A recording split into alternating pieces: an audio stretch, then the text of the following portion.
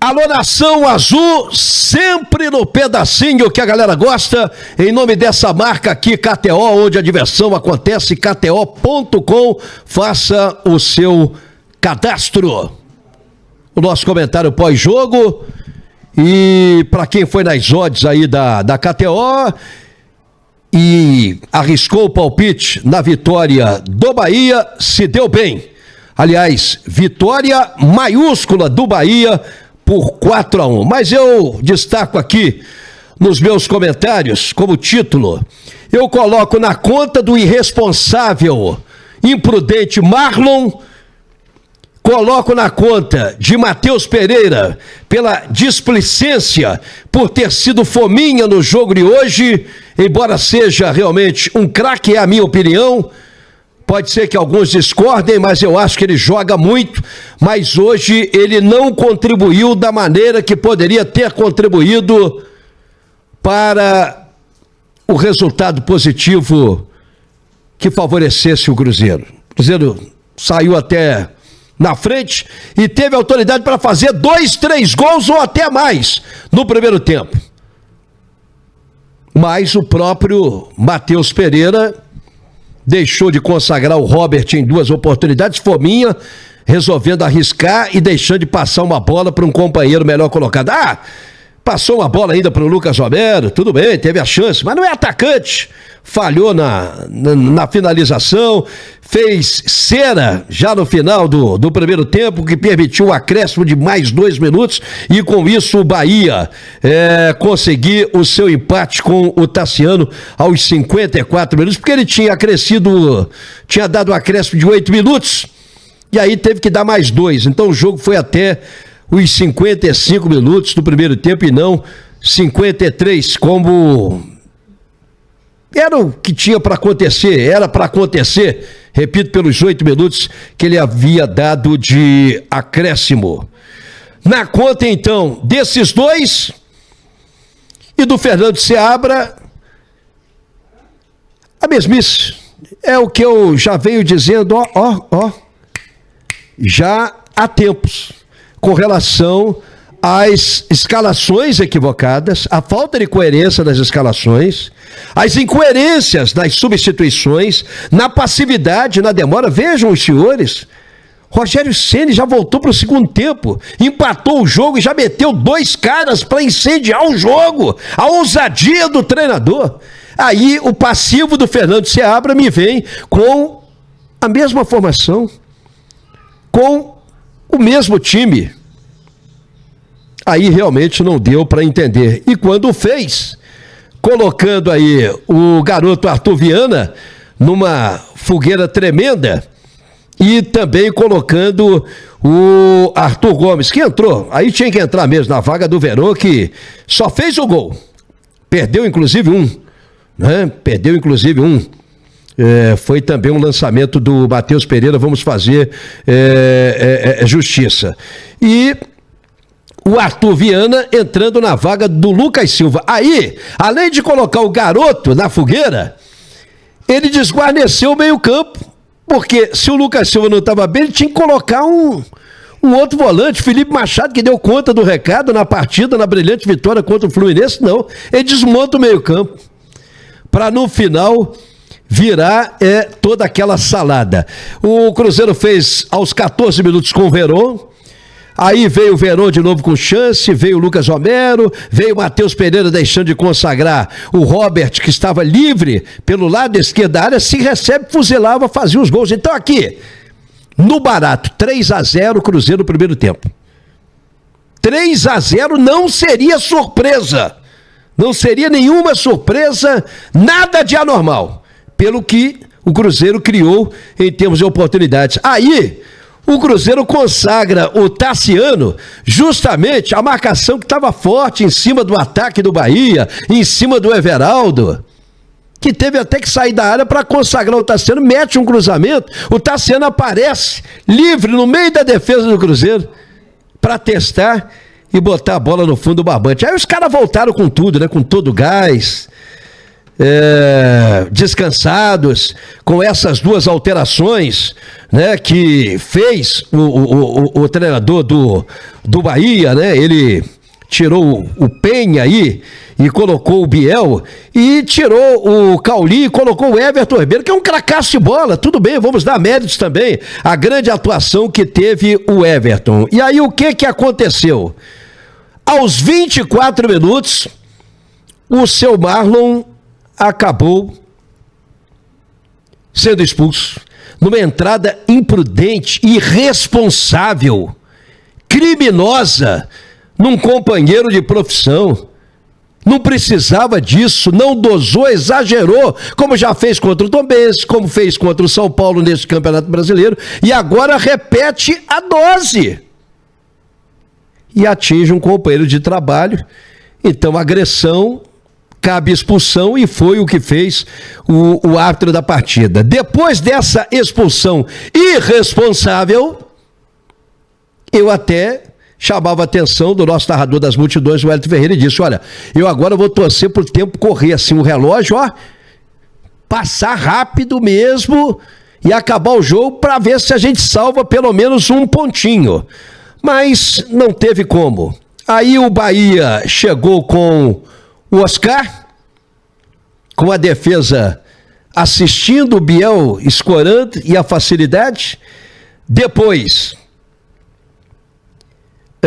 ampliou aos 46 com o Biel numa jogada individual, que ele foi driblar, sabe quem? Depois que ele deixou para trás o João Marcelo, foi driblar um cara que não é zagueiro, que é atacante, que foi para a lateral direita, porque o nosso treinador tirou o William da lateral direita.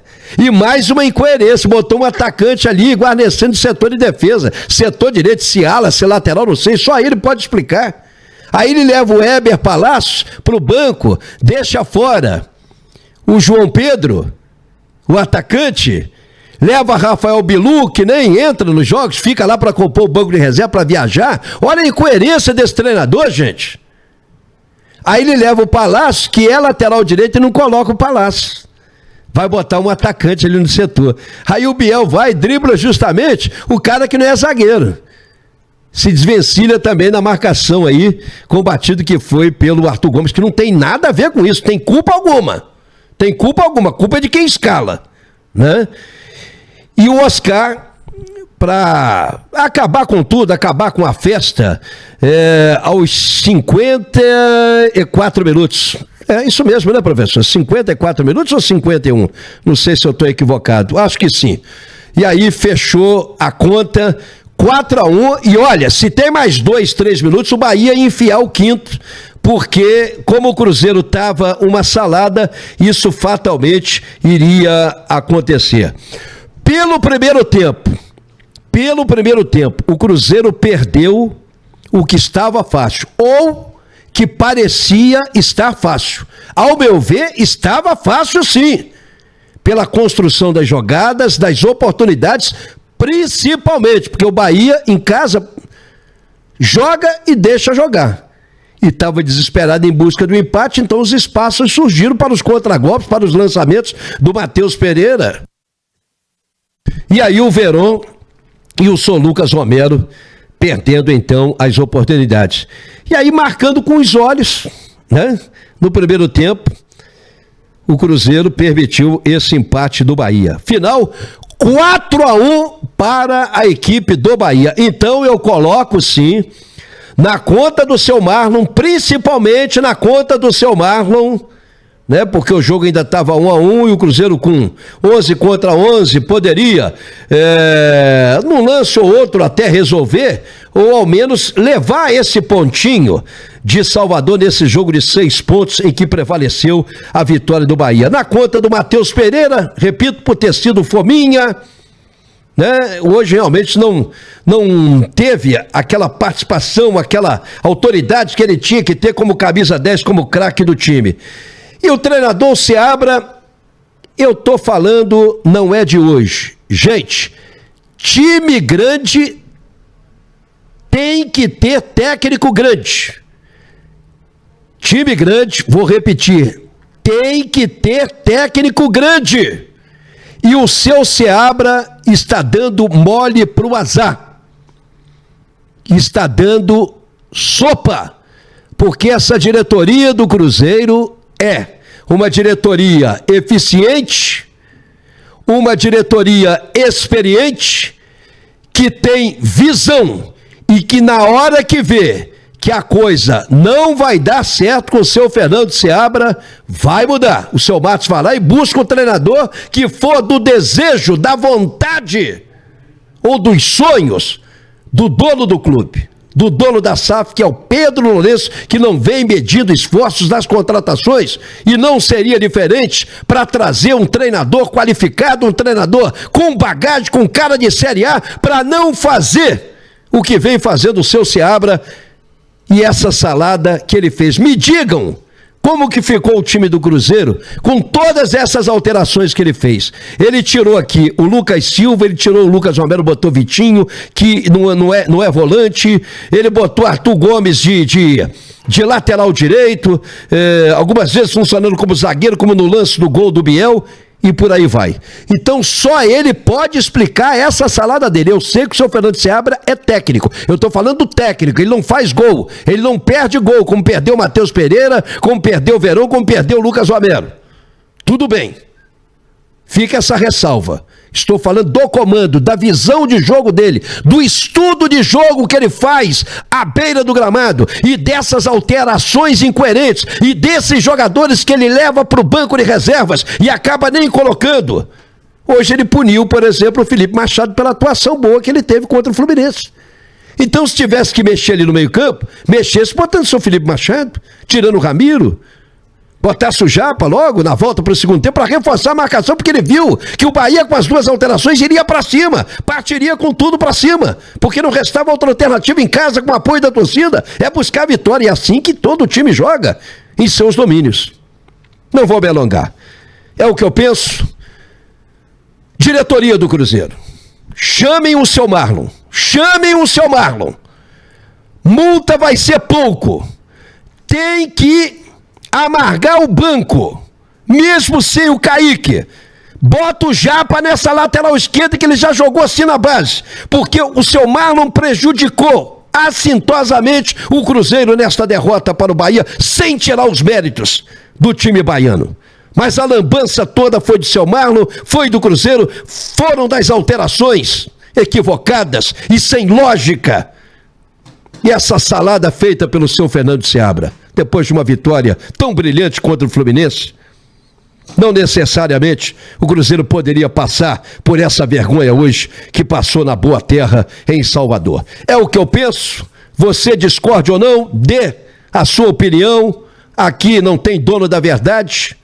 Respeitamos também a sua opinião acima de tudo. E que venha a recuperação já na quarta-feira, e tem que vir no Mineirão, 7 da noite, diante do Atlético Paranaense. Mas, seu Fernando Seabra, faça o meia-culpa, seu Seabra. Repense as alterações, as escalações, a insistência com o Verón, com determinados jogadores. O Barreal, hoje no banco, o senhor não colocar outra incoerência, pelo amor de Deus. E que a diretoria não passe as mãos na cabeça desses caras, não. Nem de Marlon, nem de treinador. Cobre do time, porque agora o Cruzeiro está investindo mesmo, e eu fico imaginando como que o Seabra vai comandar esses jogadores brilhantes que estão sendo contratados e outros mais que estão por vir. A lamentar realmente essa derrota. No mais, estamos juntos e sempre no pedacinho que a galera gosta.